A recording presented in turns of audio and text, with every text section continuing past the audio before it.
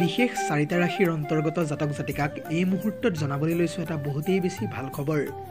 আৰু কিছুদিন পাছতেই হ'বলগীয়া মাঘী পূৰ্ণিমাত কপাল ফুলিবলৈ গৈ আছে এই বিশেষ চাৰিটা ৰাশিৰ জাতক জাতিকাৰ, অৰ্থাৎ আৰু কিছুদিন পিছতেই ভাগ্য উদয় হ'বলৈ গৈ আছে এই চাৰিটা ৰাশিৰ জাতক জাতিকাৰ জীৱনত।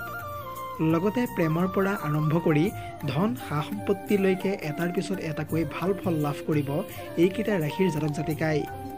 এক কথা ক'বলৈ গ'লে হিন্দু ধৰ্মত বিশেষকৈ মাঘ মাহক এটা অতিকৈ পবিত্ৰ মাহ হিচাপে গণ্য কৰা হয়। লগতে এই চলিত মাঘ মাহত স্নান দান উপবাসৰ লগতে তপস্যাৰ কিছু বিশেষ মহত্ব আছে।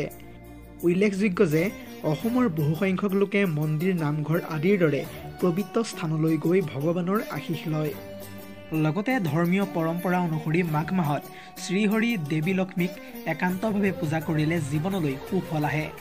ইয়াৰ উপৰিও বিশেষকৈ মাঘ মাহত তুলসী গছৰ তলত চাকি জ্বলাই পূজা কৰিলে জীৱনত ধনৰ অভাৱ কেতিয়াও নহয়। আপোনালোকে হয়তো এটা কথা জানে যে অসমীয়া কেলেণ্ডাৰ অনুসৰি এতিয়া মাঘৰ মাহ চলি আছে। আহি থকা 12 ফেব্ৰুৱাৰীত হ'বলগীয়া মাঘী পূৰ্ণিমাত আপোনাৰ জীৱন সুন্দৰ হ'বলৈ গৈ আছে। মাঘী পূৰ্ণিমা হৈছে মাঘ মাহৰ এটা ডাঙৰ পবিত্ৰ পূৰ্ণিমা। অসমত প্ৰমাণিত পঞ্জিকা অনুসৰি আহি থকা 11 ফেব্ৰুৱাৰী তাৰিখে সন্ধিয়া 6:55 পৰা আৰম্ভ হ'বলৈ গৈ আছে মাঘী পূৰ্ণিমা। সমগ্ৰ বিশ্বজুৰি বিভিন্ন ৰীতি নীতি আচাৰ অনুষ্ঠান আৰু পৰম্পৰাৰে অতি সুন্দৰভাৱে পালন কৰা হয় এই মাঘী পূৰ্ণিমা। লগতে অসমৰো বহুতো নামঘৰ মন্দিৰত অতি উলহ মালহেৰে উদযাপন কৰা হয় এই মাঘী পূৰ্ণিমা। উল্লেখযোগ্য যে আহি থকা মাঘী পূৰ্ণিমাত বিশেষকৈ চাৰিটা ৰাশিৰ জাতক জাতিকাৰ জীৱন ধন্য হ'বলৈ গৈ আছে। অৰ্থাৎ ধন সা সম্পত্তি সন্মান আদিৰে উপচি পৰিব এই বিশেষ চাৰিটা ৰাশিৰ জাতক জাতিকাৰ জীৱন।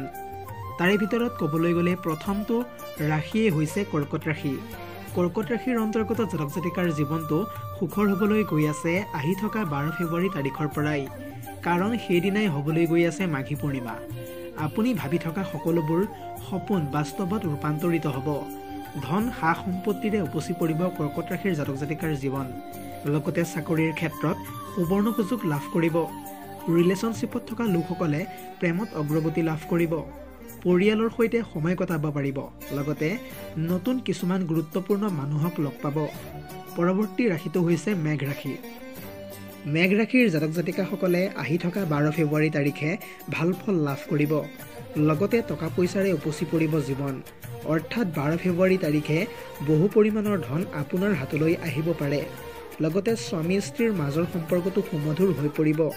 শিক্ষাৰ্থীসকলে ভাল ফল লাভ কৰিব। ইয়াৰ উপৰিও ব্যৱসায়ৰ লগত জড়িত লোকসকলে 12 ফেব্ৰুৱাৰীৰ পিছতেই আৰু দুগুণ পৰিমাণে উন্নতিৰ পথত অগ্ৰসৰ হ'ব পাৰিব। পৰৱৰ্তী ৰাশিটো হৈছে কন্যা ৰাশি। কন্যা ৰাশিৰ লোকসকলে বিশেষকৈ 12 তাৰিখে দুটাকৈ ভাল খবৰ লাভ কৰিব পাৰে। বৈবাহিক জীৱন সুখৰ হ'ব। লগতে বিশ্বাসী মানুহক লগ পাব পাৰে। ইয়াৰ উপৰিও চাকৰি ব্যৱসায় অৰ্থাৎ যিকোনো কামত জড়িত লোকসকলে আৰু দুগুণ পৰিমাণে অগ্ৰগতি লাভ কৰিব। ইয়াৰ উপৰিও আহি থকা 12 তাৰিখে আপুনি জীৱনসংগীক লগ পাব পাৰে। শিক্ষাৰ্থীসকলে ভাল ফল লাভ কৰিব পাৰে আগন্তুক পৰীক্ষাত।